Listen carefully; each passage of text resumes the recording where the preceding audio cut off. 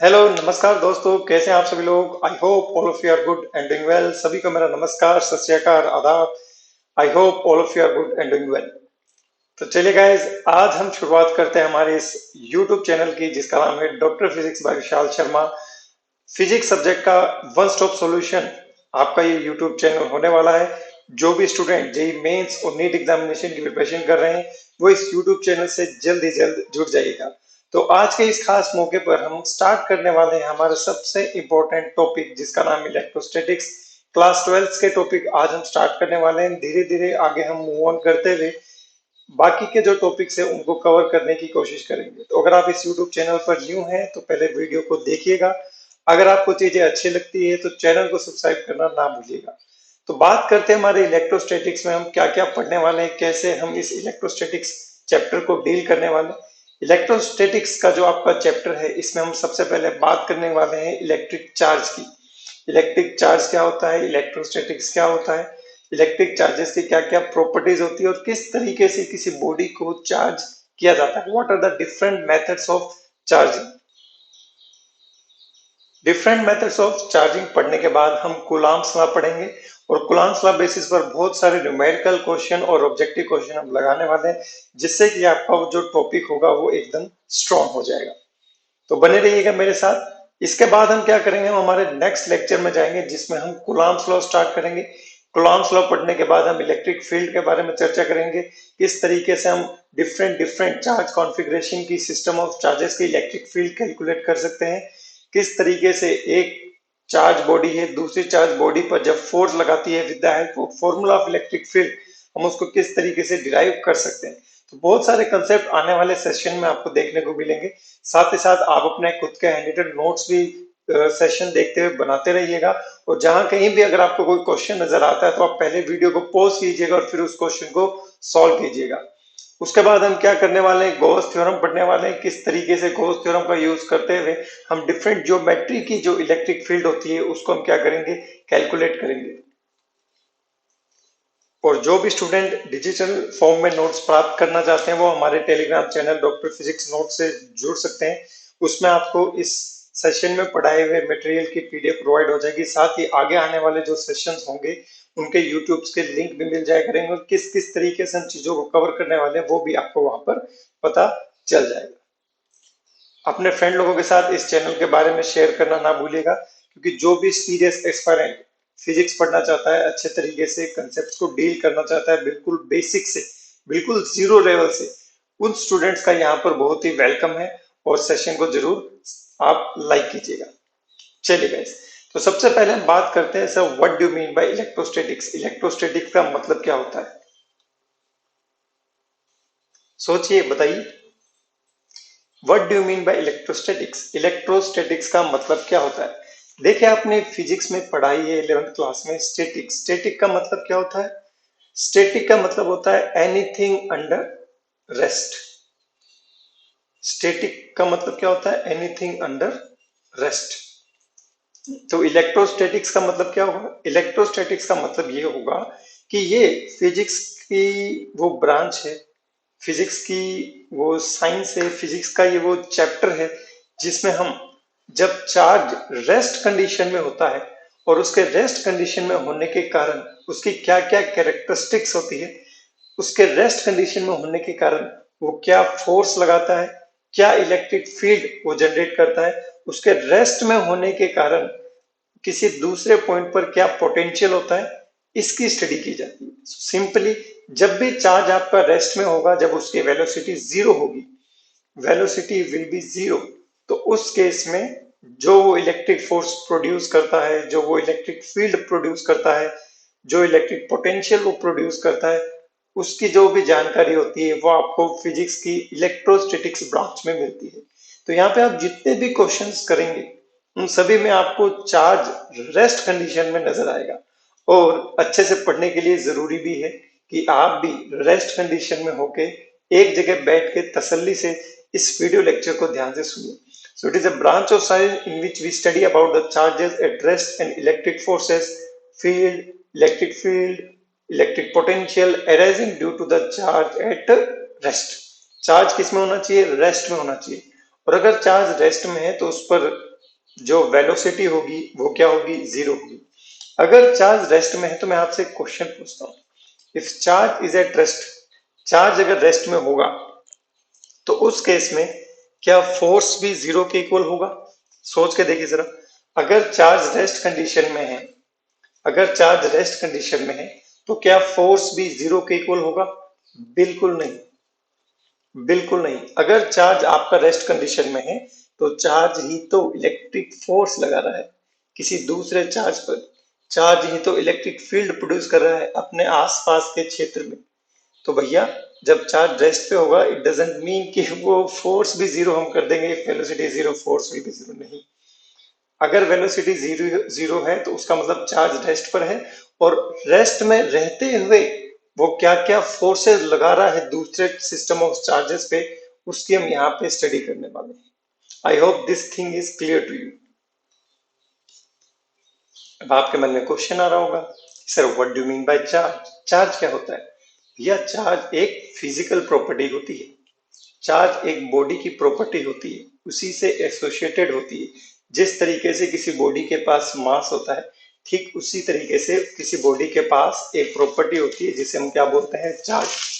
क्या बोलते हैं? चार्ज बोलते हैं, एक प्रॉपर्टी है उसकी। तो आइए बात करते हैं क्या होता है चार्ज, कितने टाइप्स के होते हैं चार्ज, और किस तरीके से हम चार्ज को मेजर करते हैं। ठीक है, तो सबसे पहले हम बात करते हैं what do mean by charge. Charge क्या होता है? ये सिंपल सिंपल सी चीजें हैं जो आई होप आपको पता होगी, जो पढ़ चुके हैं, या फिर जो भी जस्ट ट्वेल्थ क्लास में आए हैं, या फिर जिन्होंने प्रिपरेशन शुरू ही की है, तो उनके लिए थोड़ा सा ये टिपिकल डेफिनेशंस टाइप्स की चीजें लगेगी, लेकिन these things are very very important. ठीक है, charge is the property associated with the matter due to which it produces and experiences electric and magnetic field. अब यहाँ पे थोड़ी देर पहले हमने बात की थी इलेक्ट्रिक फील्ड के बारे में, अब एक नया वर्ड और आ गया है, मैग्नेटिक फील्ड। इलेक्ट्रिक फील्ड के बारे में बात की थी, अब एक नया वर्ड आया है अपना, मैग्नेटिक फील्ड। ये दोनों फील्ड क्या सेम होती है, अलग अलग होती है? किस तरीके से एक ही चार्ज इलेक्ट्रिक और मैग्नेटिक फील्ड को प्रोड्यूस कर सकता है? ठीक है, इसके बारे में हम अभी बात करने वाले हैं। तो एक ऑब्जेक्ट है, उसकी प्रॉपर्टी है। अब प्रॉपर्टी है, इस प्रॉपर्टी को हम फील कैसे कर सकते हैं? इस प्रॉपर्टी को हम फील कैसे कर सकते हैं? आपने बचपन में किया होगा, जब भी आप क्या करते हैं, कॉम्ब को अपने सिर पर ऐसे रगड़ते हैं, रब करते हैं, और उसके बाद जब आप कुछ पेपर कटिंग्स होती है उसके पास उस कॉम्ब को लेके आते हैं, तो क्या होता है कि वो पेपर कटिंग्स उस कॉम्ब से स्टिक हो जाती है। That comb will attract the paper cuttings, उस पेपर कटिंग जो कि न्यूट्रल थी उसको भी क्या कर लेती है, अट्रैक्ट कर लेती है। तो हमने यहाँ पे देखा कि जब हमने कॉम्ब को अपने सिर में रब किया, तो रब करने के कारण मेरे सिर में, सिर के जो बाल है, हेयर्स में, और इस कॉम्ब के बीच में कुछ ना कुछ क्या हुआ होगा, चार्ज का ट्रांसफर हुआ होगा, इलेक्ट्रॉन्स का ट्रांसफर हुआ होगा, और इलेक्ट्रॉन्स के ट्रांसफर होने के कारण पॉजिटिव और नेगेटिव चार्ज डेवलप हो गए होंगे। और उस पॉजिटिव और नेगेटिव चार्ज के डेवलप होने के कारण जब मैं इस कॉम्ब को पेपर कटिंग के पास में लेके आता हूं, तो उस पेपर कटिंग को क्या कर लेता है, अट्रैक्ट कर लेता है। न्यूट्रल, क्योंकि मैंने पेपर को थोड़ी ना रब किया था, वो तो न्यूट्रल था। अब देखिए यहाँ पे, जैसा कि हम बात करते हैं कि हमारे पास मान लीजिए कोई बॉडी है, वो न्यूट्रल है इनिशियली। अब इस बॉडी को मैं क्या करता हूं, इस बॉडी को मैं किसी दूसरी बॉडी के साथ रब करता हूं। तो जब मैं किसी एक बॉडी को दूसरी बॉडी के साथ रब करता हूं, तो चार्ज ट्रांसफर क्यों हुआ? आप खुद सोच के देखिए, जब आप किसी एक बॉडी को दूसरी बॉडी से रब करते हैं, because of the friction heat will be generated, heat generate होता है, and because of the generation of heat electrons क्या करते हैं, उन हीट को गेन कर लेते हैं, और उन हीट को गेन करने के बाद एक जगह से दूसरी जगह क्या हो जाते हैं, ट्रांसफर हो जाते हैं। जैसे ही इलेक्ट्रॉन्स की जो एनर्जी है वो इंक्रीज होती है, वो अपनी ऑर्बिट से क्या करने लगते हैं, जंप करने लगते हैं, एक जगह से दूसरी जगह जाने लगते हैं। तो रबिंग के पीछे फ्रिक्शन ही है, जिसके कारण एनर्जी प्रोड्यूस होने के कारण आपका इलेक्ट्रॉन एक बॉडी से दूसरी बॉडी में क्या होता है, ट्रांसफर होता है। अब जैसा कि मैं बात कर रहा था न्यूट्रल न्यूट्रल न्यूट्रल, तो आखिर ये न्यूट्रल क्या चीज होती है? आपने सुना होगा कि हम भैया न्यूट्रल हैं, ना हम इधर के हैं ना हम उधर के हैं। तो न्यूट्रल का मतलब क्या होता है? न्यूट्रल का मतलब होता है ना ही उसके पास नेट पॉजिटिव चार्ज है, ना ही उसके पास नेट नेगेटिव चार्ज है। जो भी एटम्स होते हैं वो हमेशा क्या होते हैं? इलेक्ट्रिकली न्यूट्रल होते हैं। अब इलेक्ट्रिकली न्यूट्रल होने का मतलब क्या है? देखिएगा, इलेक्ट्रिकली न्यूट्रल होने का मतलब है कि उसके पास जितने नंबर ऑफ इलेक्ट्रॉन्स होते हैं उतने ही नंबर ऑफ क्या होते हैं? प्रोटॉन्स। ठीक है, जितने नंबर ऑफ इलेक्ट्रॉन्स होते हैं उतने ही नंबर ऑफ उसके पास क्या होते हैं? प्रोटॉन्स होते हैं। So that's why number of electrons equal to number of protons. तो जितना चार्ज आपके पास इलेक्ट्रॉन के पास होता है इन नेगेटिव, उतना ही चार्ज होता है आपके प्रोटॉन्स के पास इन पॉजिटिव। तो जब हम इन दोनों को समेशन करते हैं तो जो नेट चार्ज आता है वो किसके इक्वल आता है? जीरो के इक्वल आता है। तो बात करते हैं हम अपने एटम की। तो मान लीजिए आपके पास कोई एटम है और उस एटम में होता है न्यूक्लियस, और उस एटम के चारों तरफ इलेक्ट्रॉन घूमते हैं। न्यूक्लियस में होते हैं आपके neutron and proton, neutron and proton. अब देखिएगा, नंबर ऑफ इलेक्ट्रॉन्स और नंबर ऑफ प्रोटॉन्स आपस में इक्वल होते हैं। एक के पास आपका नेगेटिव चार्ज होता है, एक के पास आपका पॉजिटिव चार्ज होता है। Let's take an example. Number of electrons है 3 और इलेक्ट्रॉन्स के पास जो चार्ज है वो है E, और नंबर ऑफ प्रोटॉन्स भी है 3, उसके पास भी चार्ज है E, बट इलेक्ट्रॉन के पास नेगेटिव है, इसके पास पॉजिटिव है। तो दोनों का जब मैं एल्जेब्रिक सम करूंगा it will be equal to what? Zero. अगर हम बात करते हैं इलेक्ट्रॉन पर चार्ज कितना होता है, तो ये आप सभी लोगों को मालूम है कि इलेक्ट्रॉन पर चार्ज होता है माइनस का 1.6 इंटू 10⁻⁻19 कूलम। प्रोटॉन पे क्या होगा? प्लस का 1.6 into 10⁻⁹ coulomb. So this is the charge on the electron and proton. ये इलेक्ट्रॉन और प्रोटॉन पर आपके क्या होते हैं? चार्जेस होते हैं। ठीक है, अगर हम बात करते हैं टाइप्स ऑफ चार्जेस की, दो टाइप के चार्ज होते हैं। एक तो होता है पॉजिटिव चार्ज, एक होता है आपका नेगेटिव चार्ज। आप सभी को पता है कि जो आपके न्यूक्लियस में जो प्रोटॉन्स होते हैं उनके बीच में जो इलेक्ट्रोस्टैटिक फोर्स लगता है और वहां पर जो न्यूक्लियर फोर्स लगता है उनकी जो वैल्यूज होती है वो स्लाइटली डिफरेंट होती है। अभी थोड़ी देर में हम देखेंगे कि चार्जेस की प्रॉपर्टी में जो लाइक पॉजिटिव चार्ज होते हैं वो एक दूसरे को रिपेल करते हैं, लेकिन फिर भी न्यूक्लियस में बहुत सारे प्रोटॉन्स एक दूसरे के बहुत ही ज्यादा क्लोज होते हैं, but still they are not repelling to each other. वो एक दूसरे को रिपेल नहीं कर रहे हैं। वो इसलिए रिपेल नहीं कर रहे हैं क्योंकि न्यूक्लियस में जो आपका फोर्स होता है, न्यूक्लियर फोर्स, ठीक है, न्यूक्लियस में जो आपका फोर्स होता है न्यूक्लियर फोर्स, न्यूक्लियस के अंदर अंदर की तरफ न्यूक्लियर फोर्स वो बहुत ज्यादा स्ट्रांग होता है।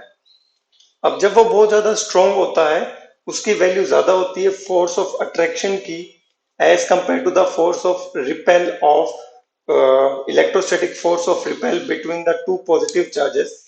That's why they are very close to each other. तो अपने प्रोटॉन को निकालना या फिर न्यूट्रॉन को निकालना बहुत ही ज्यादा मुश्किल होता है। इसलिए हम जब भी बात करेंगे पॉजिटिव चार्ज और नेगेटिव चार्ज की, उस समय हम with reference to the electron की बात करेंगे। ठीक है, अब देखिए एक बार, मान लीजिए आपके पास कोई एटम है। ठीक है, उस एटम के न्यूक्लियस में प्लस का 2 कूलाम चार्ज है और बाहर जो इलेक्ट्रॉन्स उसमें रिवॉल्व कर रहे हैं वहां पे माइनस का 2 कूलाम चार्ज है। ठीक है, अब मैं क्या करता हूं यहां से, जस्ट फॉर एन एग्जांपल, मैं एक इलेक्ट्रॉन को बाहर निकालता हूं। जब मैं यहां से एक इलेक्ट्रॉन को बाहर निकालूंगा तो क्या होगा? जब मैं एक इलेक्ट्रॉन को बाहर निकालूंगा न्यूक्लियस का चार्ज तो वही रहेगा प्लस का 2। मान लीजिए एक इलेक्ट्रॉन के बाहर निकालने से यहां पर हो गया माइनस का 1। क्या हो गया? माइनस का 1। अब देखो, +2 -2 टोटल चार्ज कितना आ रहा था 0। अब +2 -1 टोटल चार्ज कितना आ रहा है प्लस का 1। तो नेट चार्ज इस पर कितना हो गया प्लस का 1। प्लस का 1 होने का मतलब यह है कि जब मैं यहां से इलेक्ट्रॉन को निकालूंगा तो यहाँ पे इलेक्ट्रॉन की डेफिशिएंसी हो जाएगी, इलेक्ट्रॉन की क्या हो जाएगी कमी हो जाएगी, लॉस ऑफ इलेक्ट्रॉन। तो इलेक्ट्रॉन के बाहर निकालने से क्या होगा, इलेक्ट्रॉन के बाहर निकालने से नेगेटिव चार्ज कम हो जाएगा, positive charge will still remain same. तो जब नेगेटिव चार्ज कम हो जाएगा positive charge will still remain same, तो net charge will be the positive charge. और जब हम इलेक्ट्रॉन को बाहर निकालेंगे तो इलेक्ट्रॉन अपने साथ कुछ ना कुछ मास को लेते हुए बाहर जाएगा, इलेक्ट्रॉन का कुछ ना कुछ मास होता है, ठीक है। तो जब हम इलेक्ट्रॉन को बाहर निकालेंगे तो एटम का जो मास होगा it will be slightly decreases, it will be slightly decreases. So listen my words very carefully. Whenever electron is coming out from an atom, its charge will become positive. और जब उसका चार्ज पॉजिटिव बनेगा, electron बाहर आएगा, then its mass will be decreases slightly because of the exit of the electron. क्योंकि electron कुछ ना कुछ मास लेते हुए बाहर चला जाएगा। अब देखिए जिस तरीके से हमने पॉजिटिव चार्ज की बात करी थी उसी तरीके से हम क्या कर सकते हैं नेगेटिव चार्ज की भी बात कर सकते हैं। मान लीजिए आपके पास क्या है एटम है, एटम में आपके यहाँ पे प्लस का 2, सेम प्रीवियस एग्जांपल में लेता हूं, आपका पॉजिटिव चार्ज है, माइनस का 2 नेगेटिव चार्ज है, नेट चार्ज यहाँ पर कितना है 0। अब मैं क्या करता हूं एक्सटर्नल एटम से इलेक्ट्रॉन को बुलाता हूं, कहता हूं भैया एक एटम आ जाओ और मुझे कोई इलेक्ट्रॉन दे दो। तो वो एटम क्या करता है अपना इलेक्ट्रॉन दे देता है। अब उस इलेक्ट्रॉन को लेके मैं क्या करता हूं किसी दूसरे एटम को दे देता हूं, किसी दूसरे एटम को दे देता हूं। मान लीजिए जब मैंने इसको दिया तो प्लस का 2 तो प्लस का 2 ही रहा, यह माइनस का 2 था। जब मैंने एक इलेक्ट्रॉन इसको दिया, मान लीजिए वो माइनस का 1 कूलाम चार्ज लेके आया, तो इस पे अब टोटल चार्ज कितना हो जाएगा, प्लस का 2 अंदर है ही, -1 और -2 ये कितना हो जाएगा -3। तो टोटल चार्ज नेट चार्ज कितना हो जाएगा प्लस का 2 माइनस का 3 मतलब माइनस का 1। मतलब जब आप इलेक्ट्रॉन की सप्लाई करेंगे, इलेक्ट्रॉन गेन करेगा आपका एटम, तो उसका जो चार्ज होगा वो कैसा हो जाएगा, वो नेगेटिव हो जाएगा। उसका चार्ज क्या हो जाएगा नेगेटिव। और जब उसका चार्ज नेगेटिव हो जाएगा, इलेक्ट्रॉन उसके अंदर आ रहे हैं, then its mass will be increases but negligibly. उसका जो मास होगा वो थोड़ा सा क्या होगा इंक्रीज हो जाएगा। अगर हम बात करते हैं इलेक्ट्रॉन के मास की, अगर याद रखना चाहो तो आप रख सकते हो, इलेक्ट्रॉन का जो मास होता है बहुत ही कम होता है, ठीक है, नेग्लिजिबल मास चेंज होता है, 9.1 इंटू 10⁻⁻31 kg, ये इलेक्ट्रॉन का मास होता है। आपको याद रखने की जरूरत नहीं है, जो भी ऐसे डाटा होते हैं वो आपके most of the time question में गिवन होते हैं, ठीक है। चलिए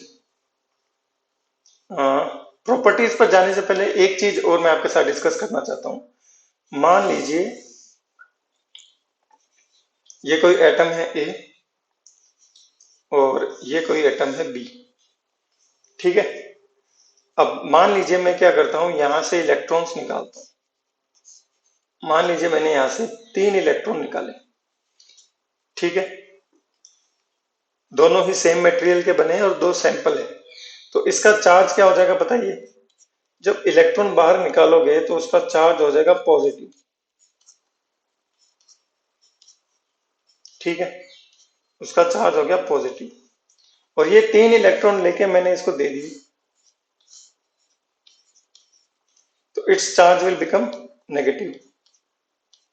इसका चार्ज क्या हो जाएगा negative, because here is the gain of the electron. Electron ज्यादा हो जाएंगे, एक्सेस हो जाएंगे इलेक्ट्रॉन, और यहाँ पे क्या हो जाएंगे लॉस ऑफ इलेक्ट्रॉन, इलेक्ट्रॉन की कमी हो जाएगी, डेफिशिएंसी ऑफ इलेक्ट्रॉन हो जाएगा। अब देखते हैं हम यहाँ पे इलेक्ट्रॉन जब ए वाले सैंपल से बाहर निकलेंगे तो मास विल बी डिक्रीजेस, और इलेक्ट्रॉन जब बी वाले सैंपल से मर्ज हो जाएंगे तो it's mass will be increases.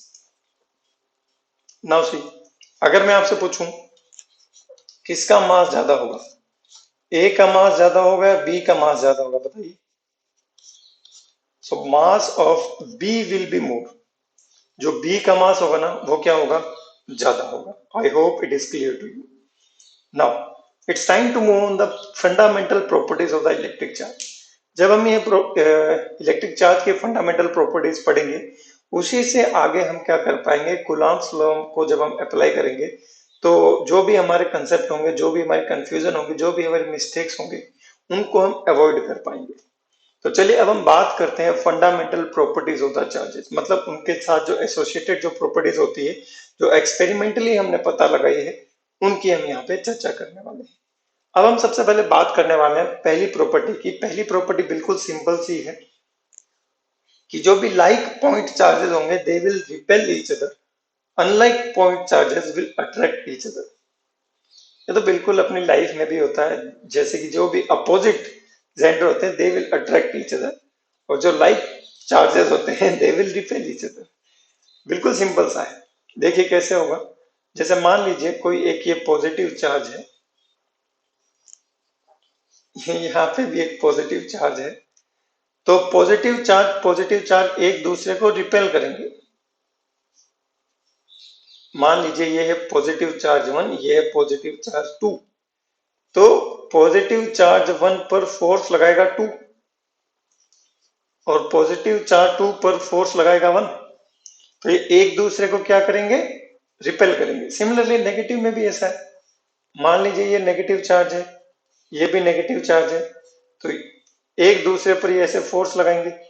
ये है मान लीजिए 3, ये है मान लीजिए force, so this is the force on 3 by 4 and this is the force on 4 by 3, equal and opposite. Newton का थर्ड लॉ यहाँ पर वैलिड है, इक्वल एंड अपोजिट फोर्स लगा रहे हैं एक दूसरे पे। अब मान लीजिए अपोजिट चार्ज आ जाए, तो अपोजिट चार्ज एक दूसरे को क्या करेंगे, अट्रैक्ट करेंगे। मान लीजिए ये है 5, ये है मान लीजिए 6, so this will electrostatic force on 5 by 6, this is the electrostatic force on 6 by 5, equal and opposite, action reaction pair। कैसे पेयर बन जाएंगे, एक्शन रिएक्शन पेयर बन जाएंगे। So like point charges will repel each other and unlike point charges will attract each other. Next is additivity of the charges, ये तो अभी आपने किया ही था। अभी जो हम एग्जांपल कर रहे थे कि किस तरीके से पॉजिटिव चार्ज बनाया जा सकता है, किस तरीके से नेगेटिव चार्ज बनाया सकता है, किस तरीके से इलेक्ट्रॉन को बाहर निकालते हैं, किस तरीके से इलेक्ट्रॉन को हम भेजते हैं, तो वहां पर एडिटिविटी ऑफ चार्जेस का रूल अप्लाई होता है, डायरेक्शन का कोई भी रूल अप्लाई नहीं होता। जैसे मान लीजिए कोई बॉडी है और इसके अंदर 2 micro coulomb charge already available है। अब मैं क्या करता हूं, यहां से इसको प्लस का 3 माइक्रो कूलम चार्ज देता हूं, यहां से मैं 6 माइक्रो कूलम चार्ज बाहर निकाल देता हूं, यहां से मैं माइनस का 8 माइक्रो कूलम चार्ज इसको दे देता हूं।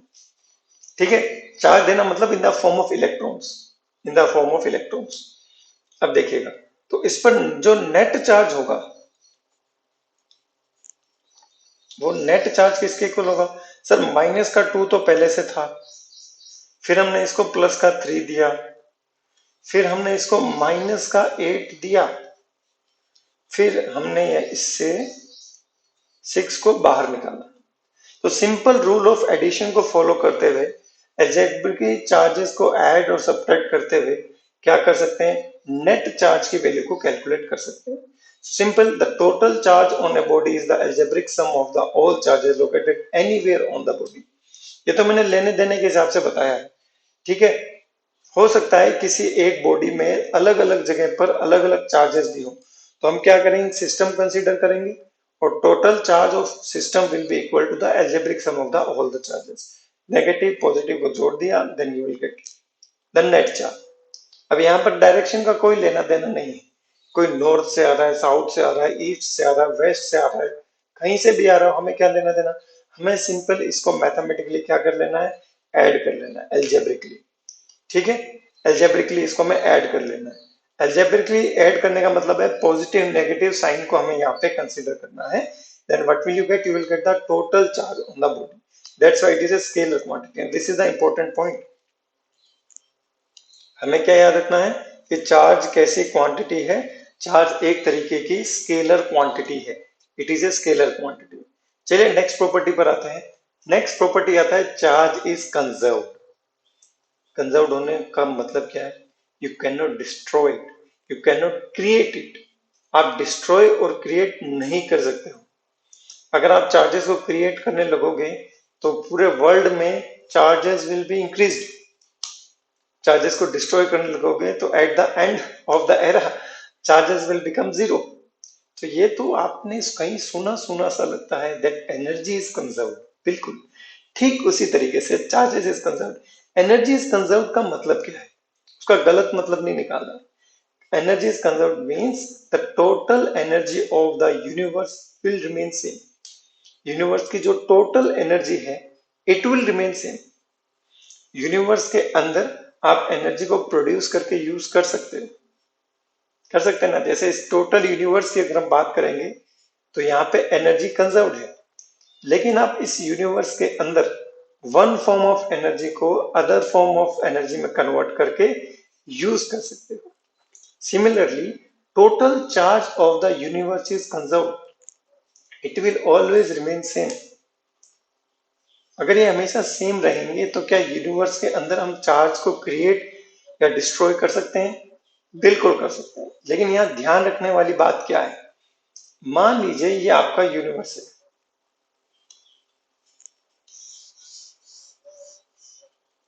इसमें नेट चार्ज कितना है, मान लीजिए इसमें नेट चार्ज है आपका 2। 2 तो मत मानो, 100 कूलम मान लो, 100 coulomb, just for an example. Charge is conserved का मतलब क्या है कि इस यूनिवर्स के अंदर जो टोटल चार्ज है it will always remain same. तो फिर सर हम चार्ज को क्रिएट और डिस्ट्रॉय कैसे कर सकते हैं, और इस लॉ का भी वायलेशन नहीं होना चाहिए, तो हम किस तरीके से करते हैं, हम क्या करते हैं, अब मान लीजिए हमने +2 कूलम चार्ज क्रिएट किया है, तो एक -2 कूलम चार्ज भी क्रिएट कर दीजिए, so that the algebraic sum will remain same 100। पहले भी 100 था, अब भी 100 है, लेकिन हमने यहाँ पे चार्ज पार्टिकल्स को क्या किया है, पेयर्स में क्रिएट और डिस्ट्रॉय किया है, so that the total charge will remain same even though it may not be zero. Total charge zero नहीं है, 100 है।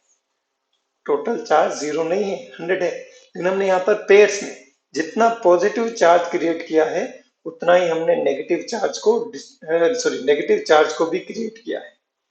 जितना हम पॉजिटिव चार्ज डिस्ट्रॉय करेंगे उतना ही हम नेगेटिव चार्ज भी डिस्ट्रॉय करेंगे, so that initial total charge and final total charge will remain same. Initial और फाइनल क्या रहेंगे, सेम रहेंगे। चलिए next, next is quantization of charge.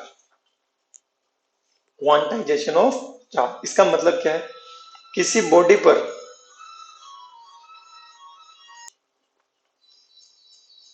so charge on electron is the fundamental unit of the charge, it is the minimum possible value of the stable charge। Charge on a body, पहले point की हम बात करते हैं कि पहला point क्या है, इससे क्या मतलब है। Charge on a body is always integral multiple of the charge on the electron. तो इलेक्ट्रॉन का चार्ज कितना होता है, सर इलेक्ट्रॉन का चार्ज होता है -1.6 इंटू 10⁻⁻19। किसी भी बॉडी पे जो चार्ज होगा ना वो इलेक्ट्रॉन के चार्ज का इंटीग्रल मल्टीपल होगा। मतलब किसी बॉडी पर हो सकता है एक इलेक्ट्रॉन हो तो उसमें चार्जेस कितने होंगे, -1.6 इंटू 10⁻⁻19 इंटू 1। हो सकता है किसी बॉडी में 2 इलेक्ट्रॉन हो सकता है किसी बॉडी में 3 इलेक्ट्रॉन हो सकता है किसी बॉडी पर 4 इलेक्ट्रॉन हो सकता है किसी बॉडी पर 5 इलेक्ट्रॉन हो, so on so thousands of electrons होते हैं। क्या कभी सुना है कि किसी बॉडी पर 1.1 इलेक्ट्रॉन हो, नहीं सुना। 2.2 इलेक्ट्रॉन हो, नहीं सुना। So that's why these are the integral multiple of the charge of the electron. ठीक है, charge of the electron. Now the next thing is that what is integral multiple. Integral multiple मतलब इसमें कोई भी decimals नहीं आएंगे, पूरा का पूरा आपका नेचुरल नंबर आएगा 1 2 3 4 5 6 7 8 9 एंड सो ऑन। अब क्योंकि चार्ज की सबसे मिनिमम वैल्यू यहाँ पर आपको गिवन है -1.6 इंटू 10⁻⁹ कूलम। सो सबसे कम चार्ज किसी बॉडी पर कब हो सकता है, जब उसके पास एक इलेक्ट्रॉन तो हो ही हो, एक इलेक्ट्रॉन तो हो ही हो, ठीक है। सो that's why this is the fundamental unit of the charge. सबसे जो छोटी यूनिट है वो है आपकी -1.6 इंटू 10⁻⁻19 कूलम। इसकी अब सीजीएस यूनिट्स वगैरह भी होती है, वो बाद में हम उस पर चर्चा करेंगे। सबसे मिनिमम चार्ज होता है आपका माइनस का 1.6 into 10⁻⁻19 coulomb. That's why it is a fundamental unit of the charge. अब ये मिनिमम पॉसिबल स्टेबल चार्ज है, मिनिमम पॉसिबल स्टेबल चार्ज है। दैट्स व्हाई ये फंडामेंटल यूनिट में आता है।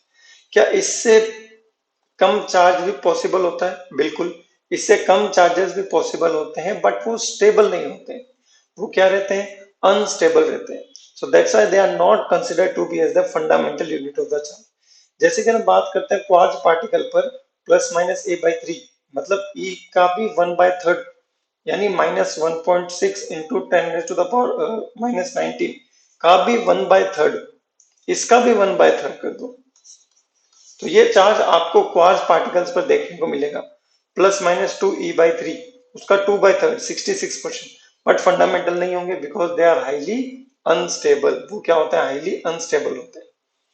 Now this is the important point, यहां से ऑब्जेक्टिव क्वेश्चन उठता है, ठीक है। चार्ज प्रोड्यूसर इलेक्ट्रिक फील्ड और मैग्नेटिक फील्ड दोनों को बना देता है भैया। Charge producer electric field and magnetic field दोनों बना सकता है। इलेक्ट्रिक फील्ड तो बनाएगा ही बनाएगा, क्योंकि ये तो इसकी प्रॉपर्टी है। लेकिन चार्ज की कंडीशन पर कि चार्ज रुका हुआ है, कांस्टेंट वेलोसिटी से जा रहा है, या फिर चार्ज में आपको एक्सेलरेशन देखने को मिल रहा है, तो उस केस में वो इलेक्ट्रिक फील्ड के साथ साथ मैग्नेटिक फील्ड भी प्रोड्यूस कर सकते हैं। Is it clear? Now see, एक चार्ज पार्टिकल है, रेस्ट में है, तो ओनली इलेक्ट्रिक फील्ड प्रोड्यूस करेगा। यही चैप्टर की खास बात है, इलेक्ट्रोस्टैटिक्स। चार्जेस आर रेस्ट, और चार्जर रेस्ट पे है, तो इस चैप्टर में केवल और केवल इलेक्ट्रिक फील्ड होगा, केवल और इलेक्ट्रिक फील्ड। इलेक्ट्रिक फील्ड की क्या प्रॉपर्टीज होती है, क्या कैरेक्टरिस्टिक्स होती है उसकी, जो इलेक्ट्रिक फील्ड ऑफ लाइंस होती है उसकी क्या क्या कैरेक्टरिस्टिक्स होती है, उसका फॉर्मेशन किस तरीके से होता है, किसके अंदर जाती है किसके बाहर जाती है, ये सारी चर्चा हम हमारे फर्स्ट चैप्टर में करने वाले हैं। Unaccelerated charge particle, what does it mean? It means unaccelerated means acceleration is zero, but it is moving with some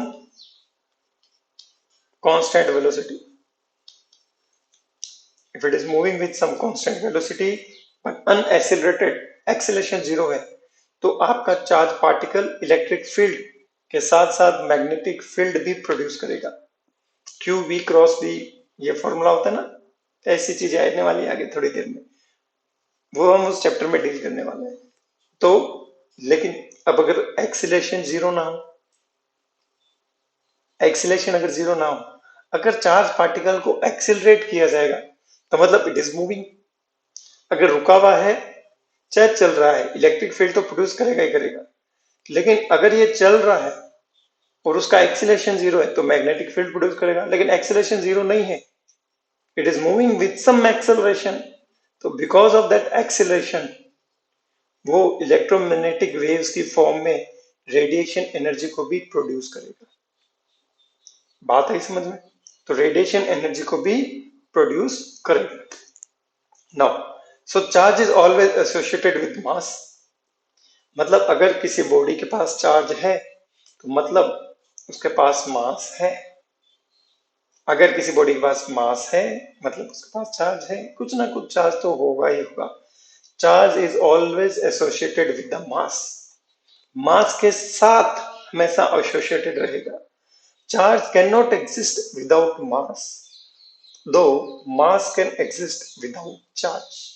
what does it mean? ध्यान से सुनिएगा। मान लीजिए कोई मास है, ठीक है, ये न्यूट्रल है, प्लस का 2 माइनस का 2, चार्ज कितना हो गया?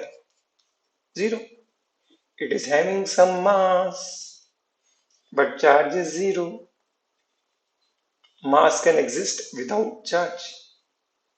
बट बट अगर इस बॉडी के पास मास है तो इसमें कुछ ना कुछ इलेक्ट्रॉन होंगे, कुछ ना कुछ इसमें प्रोटॉन होंगे। अब मैं कहता हूं कि इलेक्ट्रॉन के पास चार्ज है,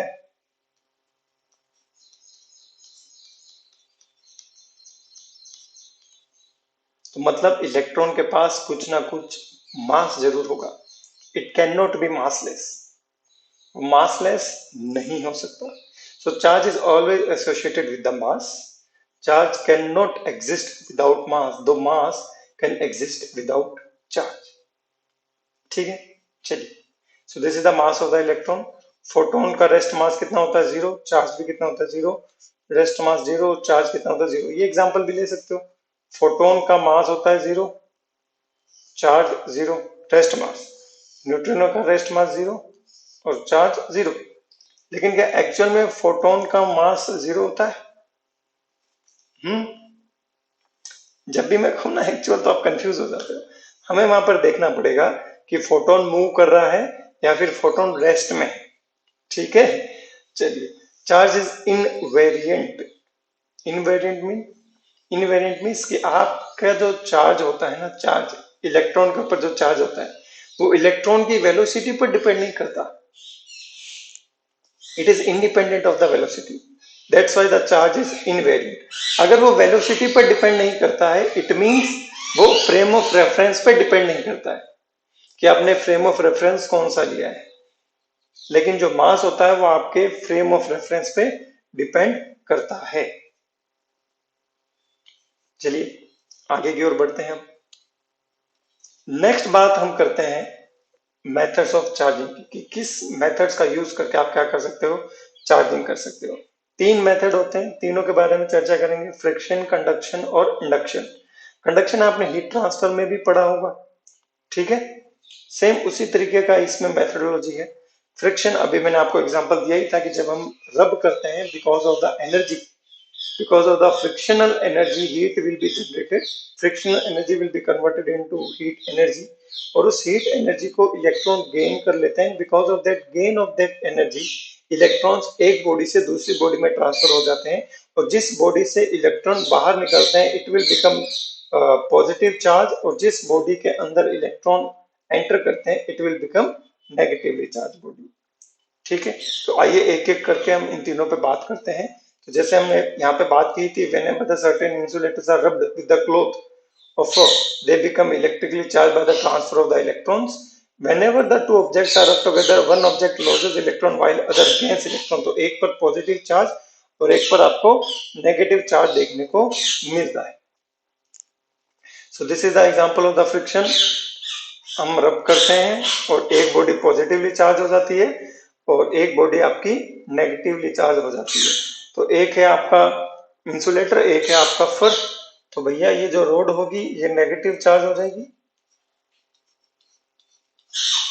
और ये जो आपका फर होगा ये आपका पॉजिटिवली चार्ज हो जाएगा। अब एक सिंपल सा एग्जांपल है, देखिएगा। बिफोर रबिंग,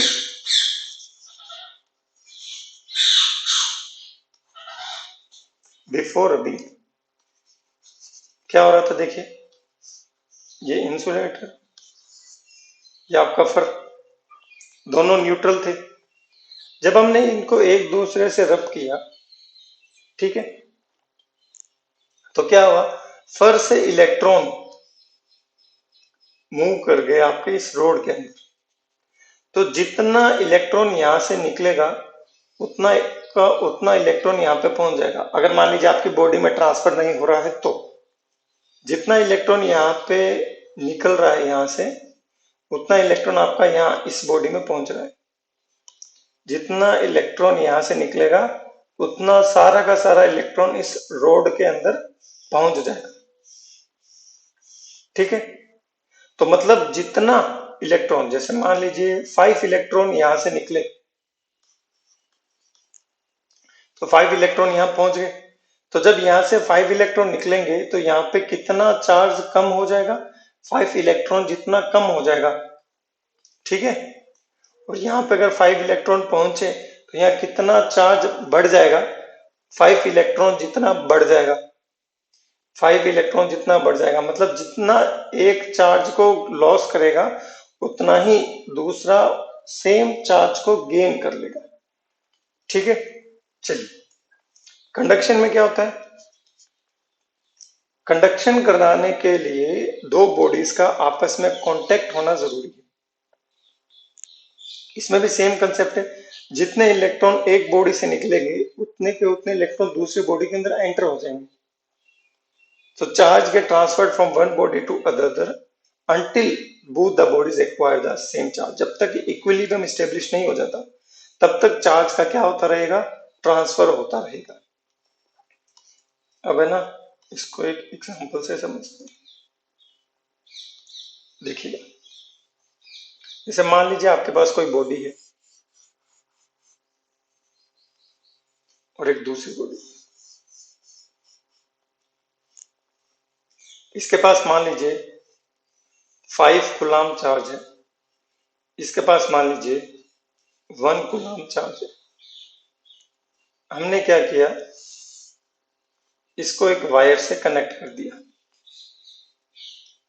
वायर से कनेक्ट कर दिया, और अब हम देखते हैं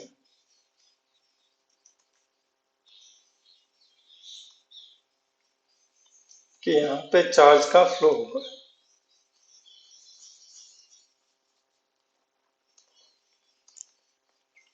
इसके पास 5 कूलम चार्ज है प्लस,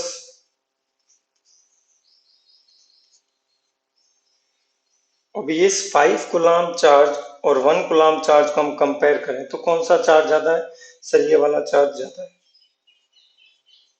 तो क्या होगा, यहां से बॉडी ए से बॉडी बी के पास चार्ज जाएगा। तो 5 कूलम था, तो मान लीजिए ये हो गया 4 कूलम, और ये प्लस का 1 कूलम था, तो प्लस का 1 यहां से वहां पहुंच गया, तो ये हो गया 2 कूलम। अभी भी बराबर नहीं हुए, फिर वापस 1 कूलम चार्ज यहां से इधर जाएगा, ये हो जाएगा प्लस का 3 कूलम, और ये हो जाएगा प्लस का 3 कूलम। ठीक है, प्लस का 3 कूलम, प्लस का 3 कूलम, अब कोई भी चार्ज ट्रांसफर नहीं होगा, तो फाइनली चार्ज हो जाएगा दोनों पर प्लस का 3 कूलम। ठीक है, अब देखिएगा 5 से 4 होने के लिए प्लस 1 कूलम को, प्लस 1 कूलम को इधर जाना पड़ रहा है, लेकिन आपको तो पता है पॉजिटिव चार्ज थोड़ी मूव करते हैं, एक्चुअल में तो नेगेटिव चार्ज मूव करता है ना, बट यहाँ पे कौन मूव कर रहा है, पॉजिटिव चार्ज मूव कर रहा है। तो हम क्या ऐसा भी कह सकते हैं कि जो पॉजिटिव चार्ज होता है वो हाई पोटेंशियल से लो पोटेंशियल की ओर मूव करता है। पॉजिटिव चार्ज जो होता है वो हाई पोटेंशियल से लो पोटेंशियल की ओर मूव कर रहा है। उल्टा हम क्या कह सकते हैं, इसका उल्टा हम ये कह सकते हैं कि माइनस का 1 कूलम इधर से इधर आ रहा है, माइनस का 1 कूलम बी से ए की तरफ आ रहा है, मतलब negative charge is moving from low potential to high potential. अब आप कहोगे सर अगर इस बॉडी से -1 कूलम बाहर निकलता है तो ये प्लस का 2 कैसे हो जाता है, बिल्कुल सिंपल सा है। देखिए हमारे पास कितना चार्ज है, प्लस का 1 कूलम, इससे बाहर निकला माइनस, कितना बाहर निकला, माइनस का 1 कूलम, तो 1 coulomb plus 1 coulomb equal to 2 coulomb. तो यहां से कुछ चीजें हमने सीखी है। ठीक है, और क्या चीजें सीखी है कि पॉजिटिव चार्ज को अगर रिलीज किया जाता है तो वो हाई पोटेंशियल से लो पोटेंशियल की ओर मूव करता है, नेगेटिव चार्ज को अगर रिलीज किया जाता है तो वो लो पोटेंशियल से हाई पोटेंशियल की ओर मूव करता है and charge will continue to flow until the both bodies acquire the same charge। अब देखिए, मान लीजिए कोई एक बॉडी है, उस पर कोई भी चार्ज नहीं है इनिशियली। हमने क्या किया, एक बॉडी जिस पर पॉजिटिव चार्जेस है उसको हमने इसके साथ कांटेक्ट में लाया। जब हम उसको उसके साथ कांटेक्ट में लाएंगे तो अब देखो यहाँ पर कितने चार्ज है, 1 2 3 4 5 6 7 8, 8 चार्ज है। इसके पास 0 है, इसके पास 8 पॉजिटिव चार्ज है और इसके पास 0 है। दोनों को हमने टच कराया, टच करने के बाद यहाँ पे चार्ज का ट्रांसफर होगा, आधे ट्रांसफर हो जाएंगे इधर 4, आधे इधर हो जाएंगे 4। ठीक है।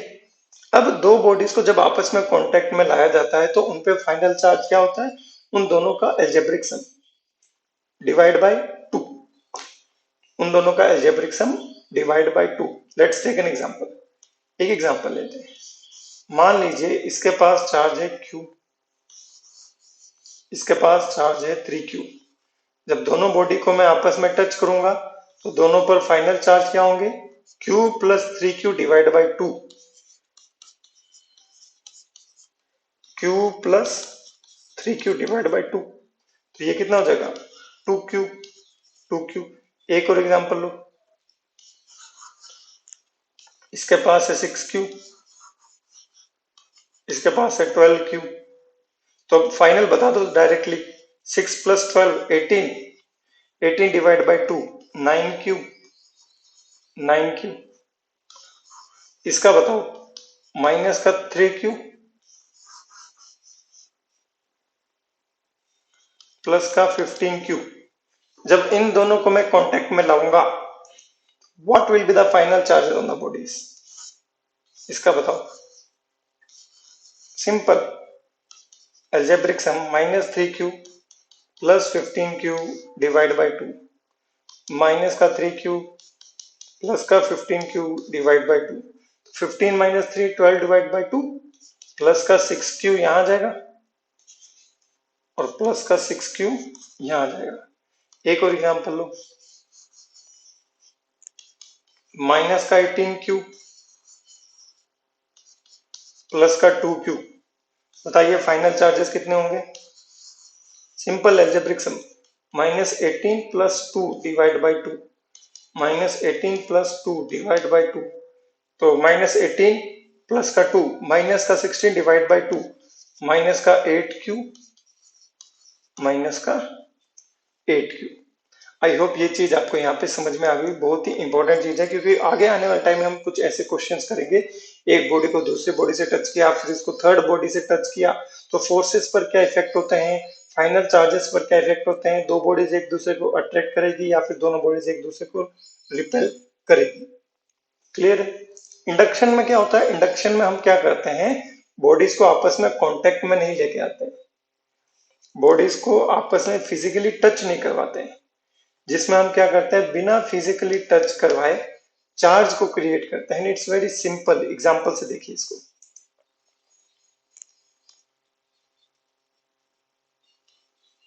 इस एग्जांपल को देखिए, एक बॉडी है जिसके पास नेगेटिव चार्ज है और एक ये न्यूट्रल बॉडी है। जितने पॉजिटिव चार्ज उतने ही नेगेटिव चार्ज। अब नेगेटिव चार्ज वाली बॉडी को जब मैं इस बॉडी के पास में लेके आता हूं, these negative charges will attract the positive charge inside the body। तो यहां पर साइड में पॉजिटिव चार्ज इकट्ठे हो जाएंगे and this negative charge will repel the negative charge of this body। तो यहां पर नेगेटिव चार्ज इकट्ठे हो जाएंगे, यहाँ पे नेगेटिव चार्ज इकट्ठा हो जाएगा। अब जब यहाँ पे ऐसे नेगेटिव चार्ज इकट्ठा हो जाएगा तो इसी कॉन्फ़िगरेशन में मैं क्या करूंगा, इसको अर्थ से टच कर दूंगा। जब मैं इसको अर्थ से टच करूंगा तो जो भी नेगेटिव चार्ज होगा वो आपका अर्थ के अंदर चला जाएगा, जो भी नेगेटिव चार्ज होगा वो आपका अर्थ के अंदर चला जाएगा। जब वो आपका अर्थ के अंदर चला जाएगा तो इस बॉडी के अंदर केवल रहेगा पॉजिटिव चार्ज। अब मैं इस रोड को दूर ले जाऊंगा, जब मैं इस रोड को दूर ले जाऊंगा तो ये आपका पॉजिटिवली चार्ज बॉडी बन जाएगा। हमने यहाँ पर रोड को बॉब के साथ कांटेक्ट नहीं किया था, बट स्टिल हमने उसको पॉजिटिवली चार्ज बॉडी बना दिया bye ejecting the excess electrons to the ground, by sending the electrons to the ground. Hopefully it is clear to you. Now this is the question. बहुत ही अच्छा question है, question को पढ़िए और फिर उस क्वेश्चन को सॉल्व कीजिए। वीडियो को पॉज करके क्वेश्चन को सॉल्व करना है, कीजिए सॉल्व फटाफट इसको। A glass rod is rubbed with a silk cloth. The glass rod acquires a charge of plus 19.2 into 10 raised to the power minus 19 coulomb. Find out the number of electrons lost by the glass rod and the negative charge acquired by the silk. बताइए।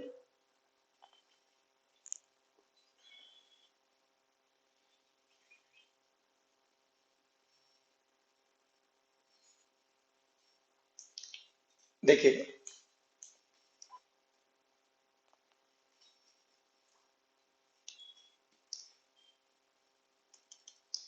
देखिए इतना charge भाई साहब ने gain कर लिया।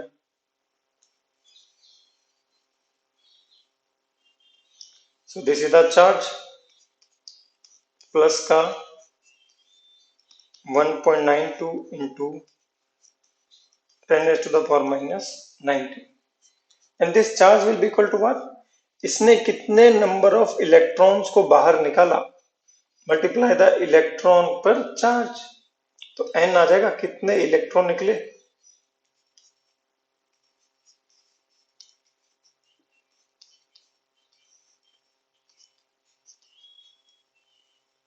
Divide by electron पर charge.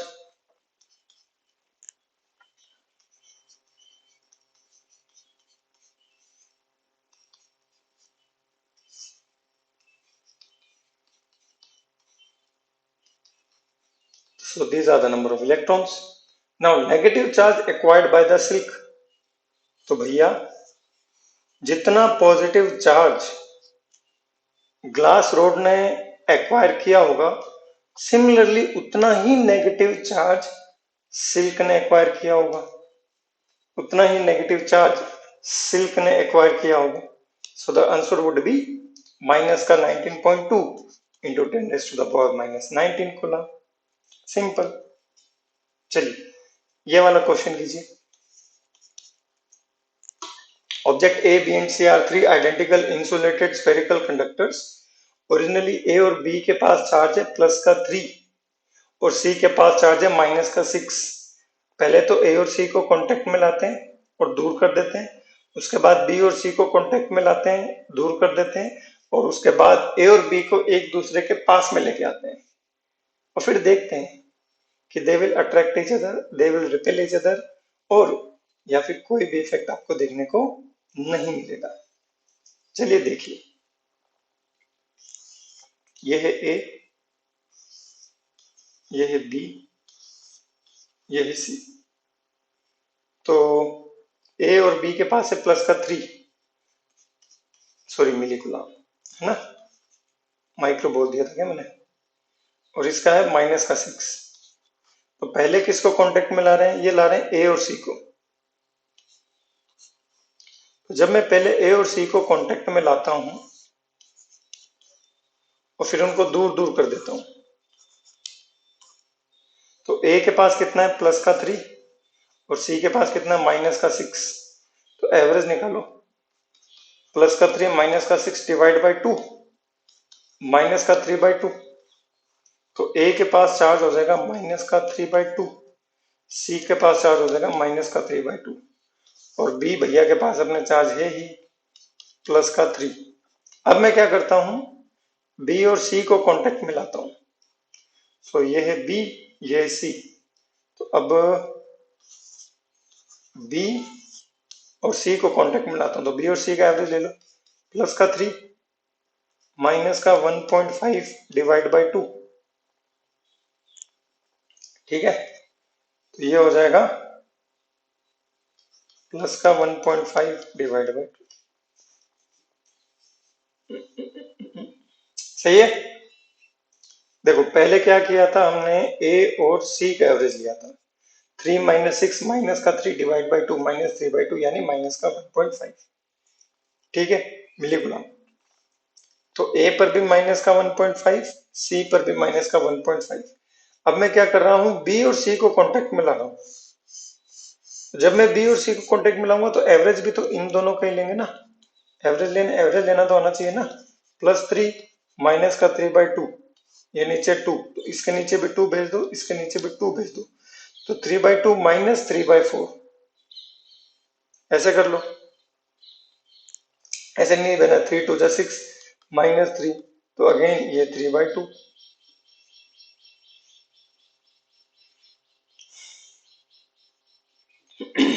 समझ में आया? ठीक है, तो ये तो हमने इसको जोड़ लिया, divide by 2, divide by 2, 3/4 plus का ना। तो ये क्या बनेगा देखो अब फाइनली, ए बी सी। तो ए भैया के पास कितना है, माइनस का 3/2, और इसके पास कितना हो जाएगा, 3/4, 3/4। अब हम किसको पास में लेके आ रहे हैं, ए और बी को। तो ए और बी को पास में लाएंगे, so plus minus they will attract each other, एक दूसरे को अट्रैक्ट करेंगे, so they will attract each other. तो answer will be option A. ठीक है, option A will be the right answer. चलिए, एक क्वेश्चन आपको होमवर्क देता हूं मैं, this is the question. 5 balls numbered 1 2 3 4 5 are suspended using swing using different threads. The ball 1 2 2 4 4 1 show electrostatic attraction while ball 2 and 3 4 5 show repulsion. चलो कर ही लेते हैं।